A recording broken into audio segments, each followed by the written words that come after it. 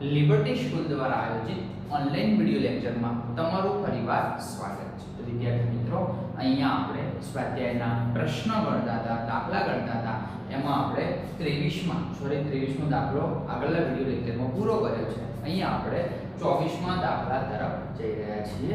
બધાને એક નાની રિક્વેસ્ટ છે કે કોઈ પણ દાખલામાં ખબર ન પડે, કોઈ પણ દાખલામાં ખબર ન પડે તો મહેરબાની કરીને ગભરાયા વગર મને પૂછી શકો છો।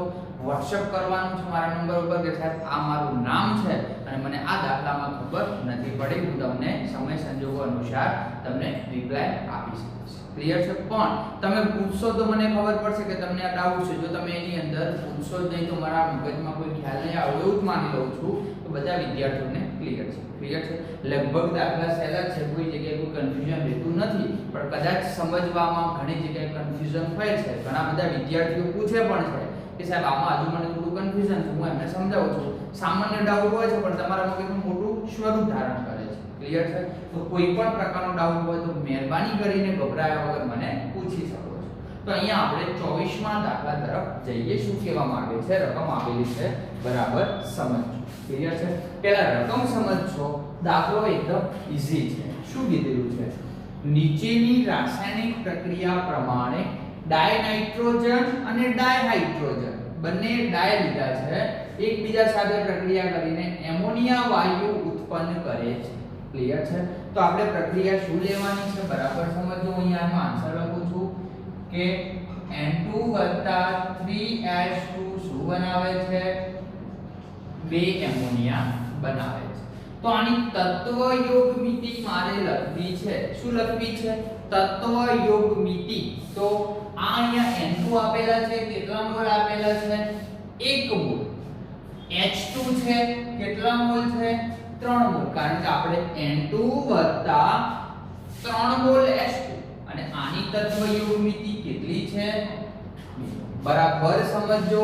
તો આમાં તમને ખબર પડી તો આગળ દાખલામાં આપણે જઈ શકશું। શું કીધું છે કે N2 3H2 it gives 2NH3। Clear છે? શું કીધું છે? N2 ના કેટલા મોલ લીધા છે? 1 મોલ। 3 મોલ H2 સાથે પ્રક્રિયા કરે છે અને 2 મોલ એમોનિયા બનાવે છે। આપણે આમ તો આવી પ્રક્રિયા લખવી પડે। N2 H2 શું બનાવે છે? NH3। પણ આ પ્રક્રિયા સંતુલિત લાગતી નથી। આ બાજુ 2 છે, આ બાજુ એક જ N છે, આ બાજુ 3 હાઇડ્રોજન છે, આ બાજુ 2 છે। તો આ પ્રક્રિયાને આપણે સંતુલિત કરવા માટે અહીંયા 3 વડે ગુણો ને અહીંયા 2 વડે ગુણો એટલે સંતુલિત થઈ જાય। તો જોઈ લો N2 2N 3 × 6 2 તરીને 6। ક્લિયર છે? ચલો હવે આપણે દળ ગણવાનું છે। શું ગણવાનું છે? દળ। દળ કઈ રીતે ગણશું કે N2 છે, શું છે? N2। તો જો નાઇટ્રોજન છે એનું દળ કેટલું છે? પરમાણુય દળ 14 ગ્રામ પ્રતિ મોલ। તો અહીંયા કેટલા આપેલા છે? 14 × 2 બરાબર કેટલા ગ્રામ થશે? 28 ગ્રામ। તો અહીંયા હું કેટલું લખીશ? 28 ગ્રામ। ક્લિયર છે? હવે હાઇડ્રોજન કેટલા આપેલા છે? 3H2 3 × 6 hydrogen. એક હાઇડ્રોજન હોય તો એનું કેટલા ગ્રામ છે? એક હાઇડ્રોજન નું 1 ગ્રામ, તો 6 હાઇડ્રોજન નું કેટલું? તો કેટલા ગ્રામ થાય? 6 × 1 બરાબર 6 ગ્રામ। તો આપણે કેટલું લખવાનું છે? 6 ગ્રામ। બરાબર છે? NH3 એટલે કોણ? એમોનિયા। NH3 એટલે એમોનિયા। નાઇટ્રોજન નું 14 ગ્રામ વત્તા એક હાઇડ્રોજન નું 1 ગ્રામ, 3 આપેલા છે તો 14 + 3 બરાબર કેટલા ગ્રામ થાય? 17 ગ્રામ થાય। પણ 17 ગ્રામ પ્રતિ મોલ કોનું થાય? એક એમોનિયાનું। પણ આપણને 1 નથી આપેલા, કેટલા આપેલા છે? 2। તો 17 × 2 બરાબર 34 ગ્રામ। કેટલા ગ્રામ લખશું? 34 ગ્રામ। આનું કેટલા ગ્રામ લખું છું? આટલી વાત ક્લિયર છે બધાના મગજમાં? ચલો હવે આપણે ફરી પાછા શાના પર આવીએ? રકમ પર આવીએ। શું કીધું છે? N2 3H2 2NH3 પ્રક્રિયા આપણે લખી દીધી છે। હવે 2 × 10⁻³ ડાયનાઇટ્રોજન A 1 × 10⁻³ ડાયહાઇડ્રોજન સાથે પ્રક્રિયા કરે તો ઉત્પન્ન થતા એમોનિયાનું દળ ગણો। તો આ બંને વચ્ચે પ્રક્રિયા કરાવવાની છે। કેટલો એમોનિયા ઉત્પન્ન થાય છે એ દળ આપણે ગણવાનું છે. અહીંયા આપણને દળ આપેલું છે કેટલું 1 * 10³ નો મતલબ 1000 ગ્રામ. કેટલું આપેલું છે 1000 ગ્રામ. તો અહીંયા આપણે જે બંને પ્રક્રિયકમાંથી આનું જે દળ મળશે એ આના કરતા ઓછું હશે કે વધારે એ જોવાનું છે. એના પછી આપણે બીજો પ્રશ્નનો જવાબ આપવાનો છે. બંને પ્રક્રિયકમાંથી કોઈ પણ પ્રક્રિયા પામ્યા વગરનો રહેશે. જો ઓછું હશે તો બાકી રહેશે, વધુ હશે તો બાકી રહેવાનો નથી. અને સાથે સાથે જો બાકી હશે તો કેટલું દળ હશે આપણે ગણવાનું છે. તો અહીંયા દાખલા ગણવાની શરૂઆત કરું છું, બરાબર ધ્યાન આપજો. શું કીધું છે 1 મોલ N2 એ 3 મોલ H2 સાથે પ્રક્રિયા કરી 2 મોલ NH3 બનાવે છે. તો અહીંયા આપણે 28 ગ્રામ, 6 ગ્રામ અને 34 ગ્રામ હમણાં ગણ્યું છે. ક્લિયર છે?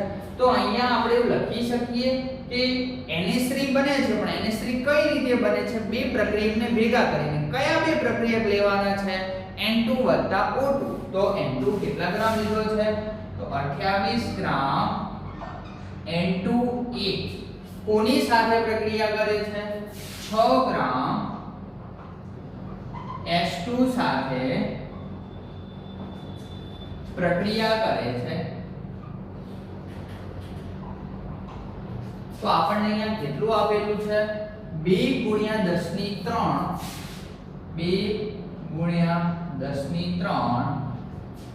N2 એ કેટલા ગ્રામ H2 સાથે પ્રક્રિયા કરશે? તો શું કરવાનું છે? 2 * 10³ * 6/28 ક્રોસ ગુણાકાર આપણે કરવાનો હોય છે.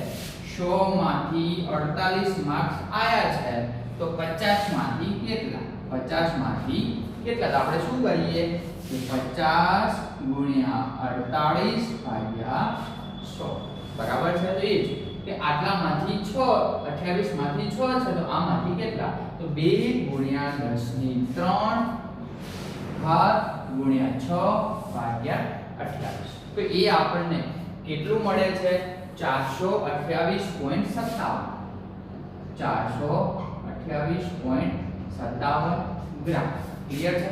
પણ શું ઉત્પન્ન થયું છે? H2 પર. શું ઉત્પન્ન થયું છે? H2 પર. ક્લિયર છે? હવે આપણે બીજી લાઈન લખવાની છે કે અહીંયા એમોનિયા ઉત્પન્ન થાય છે. આ એમોનિયા ઉત્પન્ન થવા માટે કેટલા ગ્રામ N2 ની જરૂર છે? 28 ગ્રામ. તો લખું છું 28 ગ્રામ N2 માંથી કેટલા એમોનિયા ઉત્પન્ન થાય છે? 34 ગ્રામ NH3 મળે છે. શું કીધું આપણે કે પહેલા આ બંનેને કમ્પેરીઝન કરી, પછી આને અને છેલ્લાને કરી. તો 28 ગ્રામ N2 માંથી કેટલા ગ્રામ? 34 ગ્રામ એમોનિયા મળે છે. તો આપણને કેટલું આપેલું છે? ડાયનાઇટ્રોજન 2 * 10³ તો 2 * 10³ માંથી કેટલો એમોનિયા ઉત્પન્ન થાય? તો 2 * 10³ એટલે કે 2000 થાય છે * 34 કરવાનું છે ભાગ્યા 28. જો તમે આનું સાદુરૂપ આપો છો તો મૂલ્ય તમને મળે છે બરાબર સમજો 2428.57 ગ્રામ. કેટલું મળે છે? 2428.57 ગ્રામ NH3. ક્લિયર છે? તો અહીંયા આપણે શું કીધું છે હવે બરાબર સમજો કે 2 * 10³ ગ્રામ ડાયનાઇટ્રોજન અને 1 ગ્રામ ડાયહાઇડ્રોજન સાથે પ્રક્રિયા કરે છે. ઉત્પન્ન થતા એમોનિયાનું દળ ગણો. ઉત્પન્ન થતા એમોનિયાનું દળ આપણે ગણી દીધું. કેટલું ગણ્યું છે? 2428.57 ગ્રામ એમોનિયા ઉત્પન્ન થાય છે. પણ આપણને હાઇડ્રોજનનું દળ કેટલું આપેલું હતું? 428.57. કેટલું આપેલું હતું? 428.57. ક્લિયર છે? તો હવે આપણે એવું કરવાનું છે કે અહીંયા એમોનિયા કેટલો ઉત્પન્ન થાય છે? એમોનિયાનું દળ ગણી લીધું છે. કેટલું મળ્યું છે? 2428.57 ગ્રામ એમોનિયા ઉત્પન્ન થાય છે. પણ હાઇડ્રોજનનું દળ કેટલું આપેલું છે? બરાબર સમજો 1 * 10³ ગ્રામ. હાઇડ્રોજનનું દળ કેટલું આપેલું છે? 1 * 10³ ગ્રામ. એનો મતલબ શું થાય? કેટલું છે? 10 ની 3 એટલે 1000 ગ્રામ. તો અહીંયા આપણે પ્રક્રિયા દ્વારા ઉત્પન્ન કર્યું છે. કેટલું ઉત્પન્ન થયું છે?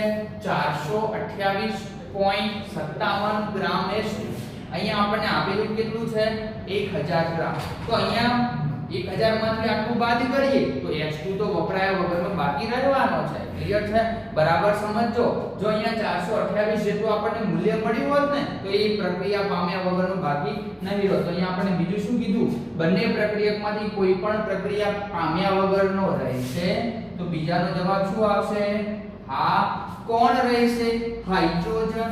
તો લખી શકાય હાઇડ્રોજન એ પ્રક્રિયા પામ્યા વગરનો રહેશે. બરાબર? કારણ કે હાઇડ્રોજનનું દળ આપણને 1000 ગ્રામ આપેલું છે અને પ્રક્રિયાને અંતે આપણે કેટલું મેળવ્યું છે? 428. તો કેટલું બાકી રહે છે? કયો પ્રક્રિયક છે અને કેટલું દળ બાકી રહે છે? તો એ હાઇડ્રોજન છે. ત્રીજો જવાબ અહીંયા લખું છું. બરાબર સમજો. આમ કન્ટિન્યુ દાખલો આવે છે. હાઇડ્રોજન નું બાકી રહેતું દળ આપણને રકમમાં કેટલું આપેલું છે? 1000. 1 ગુણ્યા 10 ની 3 નો મતલબ કેટલો થાય? 1000 માંથી આપણને કેટલું બાદ કરવાનું છે? 428.57. 428.57. તો આપણને જો આટલામાંથી આપણે આટલું બાદ કરીએ તો 571.43.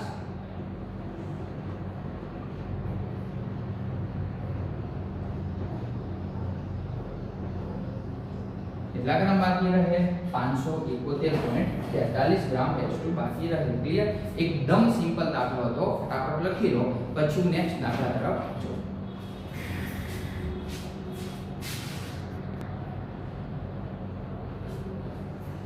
ચાલો વિદ્યાર્થી મિત્રો, તો આપણે આગળ દાખલા ગણીએ છીએ. 25મો દાખલો છે. એકદમ સહેલો દાખલો જે MCQ માં પૂછાવાની શક્યતા રહેલી છે. બે વસ્તુ આપણને આપેલું છે. એક 0.50 મોલ આપેલા છે. 0.50 મોલ Na2CO3 અને બીજું આપણને શું આપેલું છે? 0.50 કેપિટલ M Na2CO3. આ બંનેને આપણે અલગ પાડવાના છે. એક તો મોલ દર્શાવે છે, એક મોલર દર્શાવે છે. મોલરનો મતલબ શું? મોલારિટી દર્શાવે છે. શું દર્શાવે છે? મોલારિટી. ક્લિયર છે? તો આપણે પહેલા લખીએ કે 0.50 મોલ Na2CO3 નો મતલબ શું થાય? કે મોલ ગુણ્યા અણુભાર. 0.50 મોલ ગુણ્યા આપણે એનો અણુભાર કરીએ કેટલો આપેલો છે? 106 ગ્રામ આપેલો છે. બરાબર છે? તો આપણને કેટલા ગ્રામ મળે છે? 53 ગ્રામ મળે છે. તો મોલ ઉપરથી આપણને Na2CO3 નું વજન કેટલું મળ્યું છે? 53 ગ્રામ. પણ આપણે જો મોલરની ચર્ચા કરીએ કે 0.50 મોલર Na2CO3 0.50 મોલર Na2CO3 તો એનો મતલબ શું થાય? તો મોલારિટીનું સૂત્ર યાદ કરો. 1000 ગુણ્યા દ્રાવ્યનું વજન ભાગ્યા દ્રાવ્યનો અણુભાર ગુણ્યા કદ. તો સિમ્પલ એ સૂત્રની મદદથી આપણે જોઈ શકીએ છીએ. અહીં આપણે એક લાઈન લખી શકીએ છીએ કે 1000 ગ્રામ દ્રાવણમાં કેટલા ગ્રામ? તો કે 0.50 ઉપરથી 50 ગ્રામ Na2CO3 દ્રાવ્ય થયેલો છે. ક્લિયર છે? તો આ 50 ગ્રામ ક્યાંથી આવ્યું? તો આપણે સૂત્ર હતું મોલારિટીનું. કિંમતો મૂકવાની છે. મોલારિટી બરાબર 1000 ગુણ્યા દ્રાવ્યનું વજન આપણે શોધવાનું છે, અણુભાર અને કદ. ક્લિયર છે? તો એની મદદથી આપણે શોધીએ તો આપણને 50 ગ્રામ મળે છે. તો એક આપણે મોલમાં અલગ કર્યું અને એક મોલારિટીમાં શોધ્યું. સૂત્ર શું હતું? કેપિટલ M બરાબર 1000 ગુણ્યા દ્રાવ્યનું વજન, સોરી દ્રાવ્યના વજન આપણે W2 કહેવાનું છે, ભાગ્યા M2 ગુણ્યા કદ. કદને શું કહીશું આપણે? V કયા એકમમાં? મિલી. ક્લિયર છે? તો આપણે આ રીતે બંનેને અલગ કરી શકીએ છીએ. બરાબર ધ્યાન આપજો. હવે 26મો દાખલો જોઈએ. કે જો ડાયહાઇડ્રોજન વાયુ, ડાયહાઇડ્રોજન એટલે H2, H2 વાયુના 10 કદ એ ડાયઓક્સિજન, ઓક્સિજન એટલે ડાય એટલે 2 O2 ક્લિયર છે. તો હું થોડું બીજી પેનથી લખું થોડું આપણને અલગ ઉતરી આવે. H2 વાયુ એ O2 વાયુ સાથે પ્રક્રિયા કરે છે, શું બનાવે છે? પાણી બનાવે છે. પણ પાણી નથી, પાણીની બાષ્પ છે એટલે આપણે શું લખવાનું છે? ગેસ. પાણી છે ત્રણ સ્વરૂપમાં હોય છે.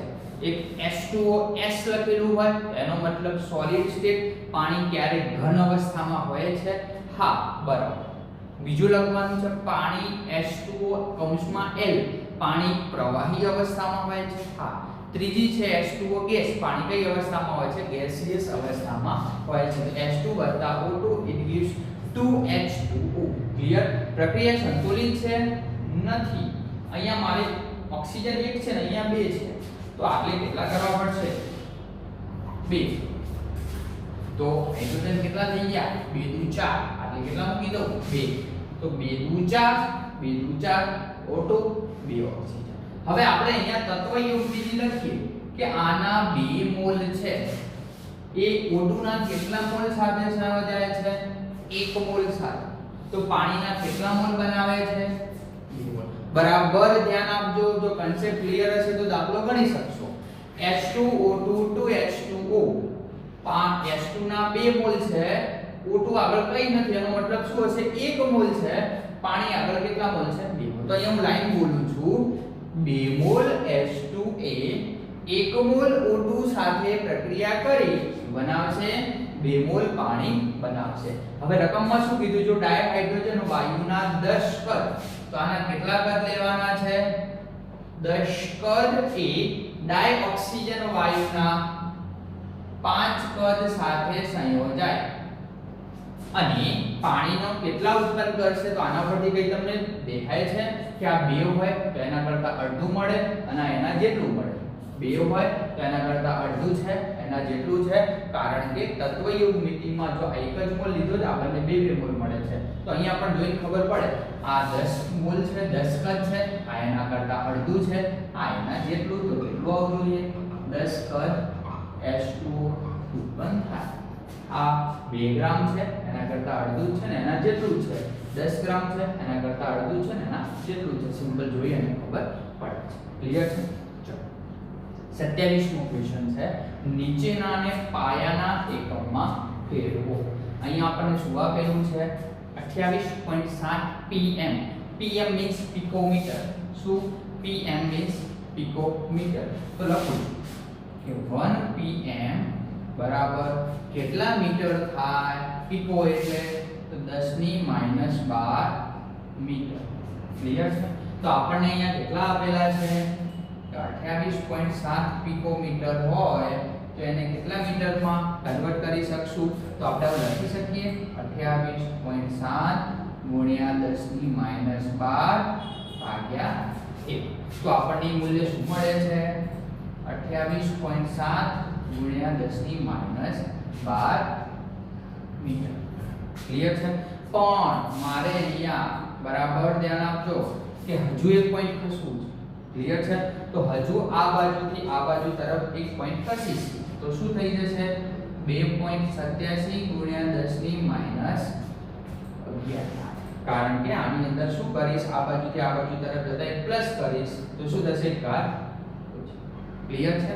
ચલો આ નાના એકમમાં કન્વર્ટ થઈ ગયું. એ જ રીતે આપણને આપેલું છે 15.15 પિકોમીટર. એ પણ સેમ. 1 પિકોમીટર બરાબર 10⁻15 મીટર. તો 15.15 પિકોમીટર બરાબર કેટલા? તો આપણે શું કરશું? 15.15 × પિકોમીટર બરાબર 10⁻12 થાય છે. અહીંયા જે લખ્યું છે તો 15.15 × 10⁻12 ભાગ્યા 1. તો આપણને કેટલી મળે છે? તો કે 15.15 × 10⁻12. તો આપણે હજુ એક પોઈન્ટ આ બાજુ ખસવું છે. સેમ મેથડ કેટલા થશે? તો 1.515 × 10⁻11 મીટર એકદમ નાના પાયાના એકમમાં આપણે કન્વર્ટ કર્યું છે. ચલો ત્રીજું છે 25,365 મિલીગ્રામ. 25,365 મિલીગ્રામ. તો આમાં થોડું આપણે સમજવાનું છે.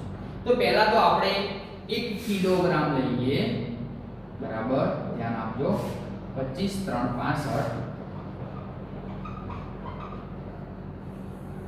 ક્લિયર છે, મિલીગ્રામ છે. એનું આપણે શામાં કન્વર્ટ કરવું છે? ગ્રામમાં અથવા કિલોમાં કન્વર્ટ કરો. શામાં કન્વર્ટ કરો? કિલોમાં, કેજીમાં. તો શું થશે? બરાબર સમજો. ક્લિયર છે કે 1 કિલોગ્રામ હોય તેની અંદર કેટલા ગ્રામ હોય? 1000 ગ્રામ. 1 કિલોગ્રામમાં કેટલા ગ્રામ હોય? 1000 ગ્રામ હોય. ક્લિયર છે. અને 1 ગ્રામ બરાબર કેટલા મિલીગ્રામ થાય છે? તો 10^3 મિલીગ્રામ. ક્લિયર છે. તો હવે આપણે આને આ રીતે લખી શકાય 10^3 ગ્રામ. 1 ગ્રામ બરાબર 10^3 મિલીગ્રામ. ક્લિયર છે. હવે આપણે 1 કિલોગ્રામ નું સીધું મિલીગ્રામમાં કન્વર્ટ કરવું છે. તો શું થશે? 1 મિલીગ્રામ બરાબર 10^3 અને 10^3. ક્લિયર છે. તો ટોટલ કેટલી થાય છે? 10^-6 કિલોગ્રામ. તો આપણને કેટલા આપેલા છે અહીંયા? કે 25,365 મિલીગ્રામ હોય તો કેટલું? તો આપણે શું કરશું કે 25,365 ગુણ્યા 10^-3 1. તો શું થશે? 25,365 ગુણ્યા 10 અહીંયા 25,000 10^-6 છે, સોરી 10^-6. તો આના બરાબર -6 થાય છે. પણ આપણે પાયાના એકમમાં જો પોઈન્ટ છે કે 2 પોઈન્ટ પછી લાવવા છે તો રકમ શું મળશે? 2.5365 ગુણ્યા 10^-2. કારણ કે કેટલા સ્ટેપ ખસવાનું છે? 1 2 3 અને 4. તો આમાંથી +4 કરો તો શું થશે? -2.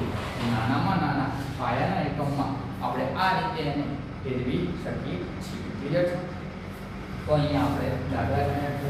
પિકોમીટરનું મીટરમાં કન્વર્ટ કર્યું છે, પિકોમીટરનું મીટરમાં કર્યું છે અને મિલીગ્રામનું ગ્રામમાં કર્યું છે. ક્લિયર છે. 1 મિનિટ આપું છું, ફટાફટ લખી લો, પછી આપણે આગળ જઈએ.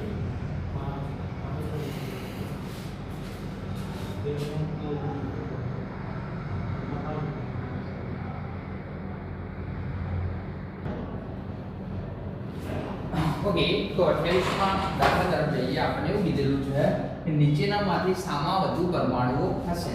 અહીંયા 4 આપેલા છે. હું તમને 2 ગણાવું છું, 2 તમારે હોમવર્કમાં ગણવાના છે. ક્લિયર છે. ચલો પહેલું હું ગણાવું છું 1 ગ્રામ E. શું આપેલું છે? 1 ગ્રામ EU. ક્લિયર છે. તો EU છે એનો અણુભાર કેટલો આપેલો છે? 197 ગ્રામ પ્રતિ. ક્લિયર છે. અથવા એના આપણે પરમાણ્વીય દળ કહીએ છીએ. કેટલું આપેલું છે? 8. તો આપણે લખી શકીએ કે મોલ ગણવાના. શું ગણવાનું છે? સૌથી વધુ પરમાણુઓ શામાં હશે એ ગણવાના છે. તો તમને કેટલા ગ્રામ વજન આપેલું છે? 1 ગ્રામ. તો મોલનું સૂત્ર શું હતું? મોલ બરાબર વજન ભાગ્યા અણુભાર બરાબર છે. ચલો તો આપણને વજન કેટલું આપેલું છે અહીંયા? 1 ગ્રામ. એનો અણુભાર કેટલો આપેલો છે? 197. અને મોલ છે તો આપણે કોના વડે ગુણવાનું છે? એને એટલે શું? Avogadro number. કોના વડે ગુણવાનું છે? Avogadro number. એનું મૂલ્ય કેટલું હતું? 6.022 ગુણ્યા 10^23. ક્લિયર છે. તો ચલો શું થશે? 1/197 ગુણ્યા 6.022 ગુણ્યા 10^23 બરાબર. ધ્યાન આપજો. 1/197 ગુણ્યા 6.022 ગુણ્યા 10^23 કાઢો તો એ આપણને કેટલું મળે છે?